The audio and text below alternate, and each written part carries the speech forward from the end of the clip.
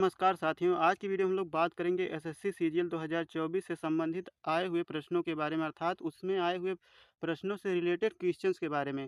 आपके real question तो नहीं शेयर किए जा सकते हैं, तो हम लोग उनसे रिलेटेड क्वेश्चन और पीवाई के क्वेश्चन जो आपके एग्जाम में आए हुए हैं उन सभी को डिस्कस करने वाले हैं। तो ऐसे ही क्वेश्चन आपके एग्जाम में आ सकते हैं। तो चलिए देखते हैं, पहला प्रश्न आपकी स्क्रीन पर क्या है। निम्नलिखित में से किस कवि ने कविताओं की कविता मधुशाला लिखी है? तो इसका करेक्ट आंसर हो जाएगा ऑप्शन नंबर ए, हरिवंश राय बच्चन जी के द्वारा ये किताब लिखी गई है, जो कि कविताओं की किताब है मधुशाला।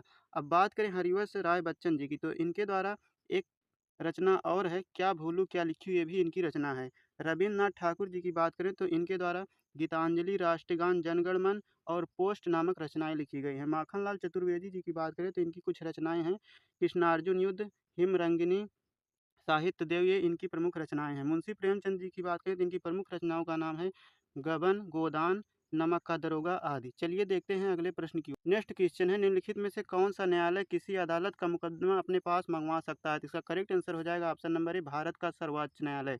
भारत का सर्वोच्च न्यायालय जो है संविधान के अनुच्छेद 139 के तहत जो है किसी अदालत से अर्थात उच्च न्यायालय से मुकदमा अपने पास बुलवा सकता है या उसको दूसरे उच्च न्यायालय में ट्रांसफर कर सकता है। चलिए बात करते हैं नेक्स्ट क्वेश्चन की। अगला प्रश्न है, ओपेक का मुख्यालय कहाँ पर स्थित है? तो इसका करेक्ट आंसर हो जाएगा ऑप्शन नंबर ए, वियना, जो कि ऑस्ट्रिया की राजधानी है वियना, यहाँ पर ओपेक का मुख्यालय स्थित है। ऐसे ही क्वेश्चन, इससे रिलेटेड क्वेश्चन आपके सीजीएल एग्जाम में पूछे जा रहे हैं। तो आप लोगों के लिए रियल क्वेश्चन तो नहीं है, लेकिन आपके संभावित प्रश्न हो सकते हैं, आपके आने वाले एग्जाम में पूछे जा सकते हैं। चलिए देखते हैं अगला प्रश्न क्या है। अगला प्रश्न है, विद्युत चुंबक का आविष्कार किस वैज्ञानिक ने किया था? तो करेक्ट आंसर हो जाएगा विलियम स्टर्जन नामक वैज्ञानिक जो थे, इनके द्वारा विद्युत चुंबक का आविष्कार किया गया था। नेक्स्ट क्वेश्चन देखते हैं। अगला प्रश्न मोस्ट इंपॉर्टेंट क्वेश्चन है, शुष्क भूमि कृषि के लिए निम्नलिखित में से कौन सी फसल उपयुक्त है?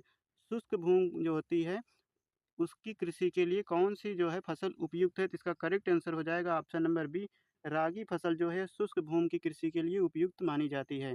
चलिए बात करते हैं नेक्स्ट क्वेश्चन की। अगला प्रश्न है, निम्नलिखित में से कौन एक भारतीय शास्त्रीय बांसुरी वादक थे? तो इसका करेक्ट आंसर हो जाएगा ऑप्शन नंबर आपका सी सही हो जाएगा। हरिप्रसाद चौरसिया जो थे एक भारतीय शास्त्रीय बांसुरी वादक थे। बिस्मिल्लाह खान की बात की जाए तो ये शहनाई वादक हैं। कौन है ये? शहनाई वादक हैं। इन्हें भी आप लोग याद रखिएगा, ये क्वेश्चन आपके एग्जाम में रिपीट होने वाला क्वेश्चन है।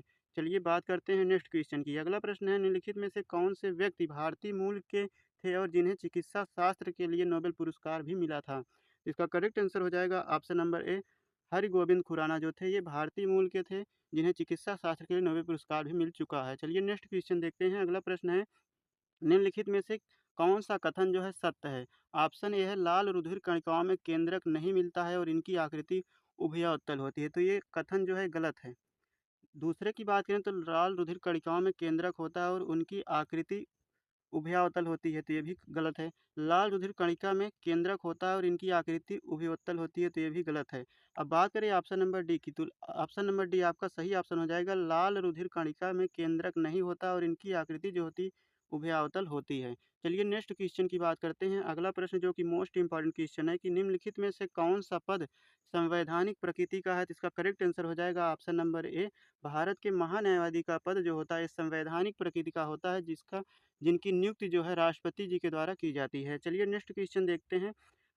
अगला क्वेश्चन है, टाइगर लीजन या फ्री इंडिया लीजन के संस्थापक कौन थे? तो इसका करेक्ट आंसर हो जाएगा option number B, Subhash Chandra Bose जो थे ये टाइगर लीजन या कहें फ्री इंडिया लीजन के संस्थापक थे। मोस्ट इंपॉर्टेंट क्वेश्चन है, जो कि आपके सीजीएल एग्जाम से संबंधित प्रश्न है। नेक्स्ट है, अचल पूंजी के उपभोग डॉट डॉट के रूप में जाना जाता है। अचल पूंजी के उपभोग को किस रूप में जाना जाता है? तो इसका करेक्ट आंसर हो जाएगा ऑप्शन नंबर ए, मूल्य ह्रास के रूप में जाना जाता है। नेक्स्ट क्वेश्चन देखते हैं। अगला प्रश्न जो कि मोस्ट इंपॉर्टेंट क्वेश्चन है, भारतीय लेखा परीक्षा और लेखा विभाग का प्रशासनिक प्रमुख कौन होता है? तो मोस्ट इंपॉर्टेंट क्वेश्चन है, करेक्ट आंसर हो जाएगा ऑप्शन नंबर बी, नियंत्रक एवं लेखा परीक्षक होते हैं। चलिए नेक्स्ट क्वेश्चन देखते हैं। अगला संभावित प्रश्न या कहें पीवाई की क्वेश्चन जो कि सीरियल से संबंधित है। नेक्स्ट क्वेश्चन है, ब्रह्मांड की स्थिर अवस्था की संकल्पना के बारे में किस वैज्ञानिक ने विचार किया था? मोस्ट इंपॉर्टेंट क्वेश्चन है, तो इसका करेक्ट आंसर हो जाएगा ऑप्शन नंबर डी, फ्रेंड हायल के द्वारा। चलिए नेक्स्ट क्वेश्चन देखते हैं। अगला प्रश्न है, वैदिक आर्य सप्त सिंध नामक क्षेत्र में रहते थे, जिसका अर्थ 7 नदियों द्वारा अपवाहित क्षेत्र। 7 नदियों में से एक झेलम नदी है, इसका प्राचीन नाम क्या था? तो झेलम नदी जो थी इसका प्राचीन नाम था वितस्ता। मोस्ट इंपॉर्टेंट क्वेश्चन है। अगला प्रश्न देखते हैं। भारत में अंग्रेजों द्वारा शुरू की गई राजस्व संग्रह की रैयतवाड़ी व्यवस्था किस पर आधारित थी? डॉट डॉट पर आधारित थी। तो मोस्ट इंपॉर्टेंट क्वेश्चन, इसका करेक्ट आंसर हो जाएगा ऑप्शन नंबर सी, रिकार्ड के लगान सिद्धांत पर आधारित थी। चलिए नेक्स्ट क्वेश्चन देखते हैं। अगला प्रश्न है, भरतनाट्यम दक्षिण भारत के धार्मिक विषयों डॉट डॉट के आध्यात्मिक विचारों को व्यक्त करता है। तो भरतनाट्यम दक्षिण भारत के धार्मिक विचारों और शैव धर्म के आध्यात्मिक विचारों को व्यक्त करता है। मोस्ट इंपॉर्टेंट क्वेश्चन है। चलिए नेक्स्ट क्वेश्चन देखते हैं। अगला प्रश्न है, निम्नलिखित में से कौन सा त्यौहार टाई ऑफ प्रोटेक्शन शब्द से जुड़ा हुआ है? तो इसका करेक्ट आंसर हो जाएगा ऑप्शन नंबर ए, रक्षाबंधन त्यौहार जो है ये टाई ऑफ प्रोटेक्शन शब्द से जुड़ा हुआ त्यौहार है। नेक्स्ट क्वेश्चन है, भारतीय संविधान के निम्नलिखित में से कौन से अनुच्छेद नागरिकता से संबंधित हैं?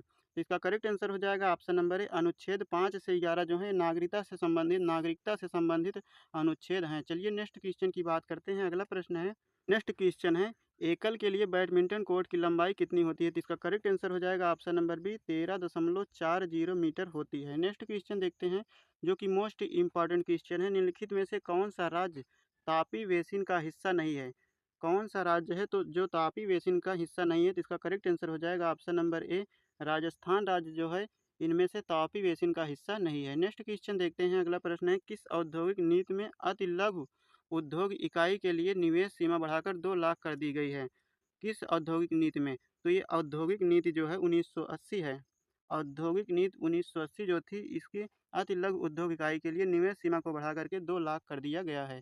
चलिए देखते हैं, अगले प्रश्न की ओर बढ़ते हैं। अगला प्रश्न है, चोल प्रशासन में डॉट डॉट गांव में सदन होती थी जो मुख्य रूप से ब्राह्मणों द्वारा बसाई गई थी। तो ये कौन सी, इसका नाम क्या था गांव में जो सदन हुआ करती थी? तो इसका नाम था ऑप्शन नंबर बी, सही हो जाएगा सभा। इसका नाम क्या था? सभा, जो कि गांव में सदन होती थी जो मुख्य रूप से ब्राह्मणों द्वारा बसाई गई थी।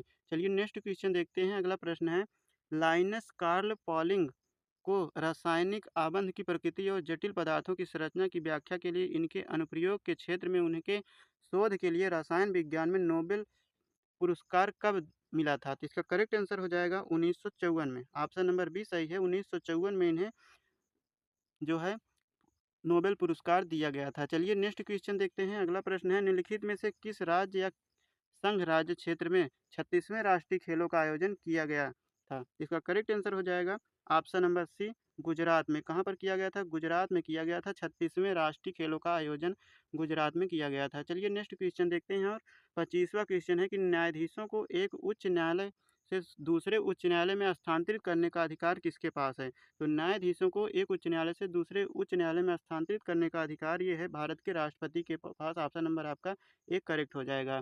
आज का प्रश्न आप लोगों के सामने है, जिसका आंसर आपको कमेंट बॉक्स में कमेंट करके बताना है कि अंतर्राष्ट्रीय बालिका दिवस कब मनाया जाता है। इसका जो भी आंसर होगा आप लोग कमेंट करके बताइएगा। ये सभी जो है आपके एसएससी सीजीएल में प्रीवियस ईयर क्वेश्चन या कहें संभावित प्रश्न हैं, जो कि आपके आगामी परीक्षा में आने वाली शिफ्ट में पूछे जा सकते हैं। तो आप लोग इन सभी को अगर लास्ट तक देखे हैं तो ये इस क्वेश्चन का आंसर आप कमेंट करके जरूर जाइएगा। बाकी वीडियो आपको कैसा लगा कमेंट करके अपनी राय जरूर दें, और वीडियो को अधिक से अधिक साथियों तक शेयर जरूर कर दें। आज के लिए इतना ही। जय हिंद, धन्यवाद।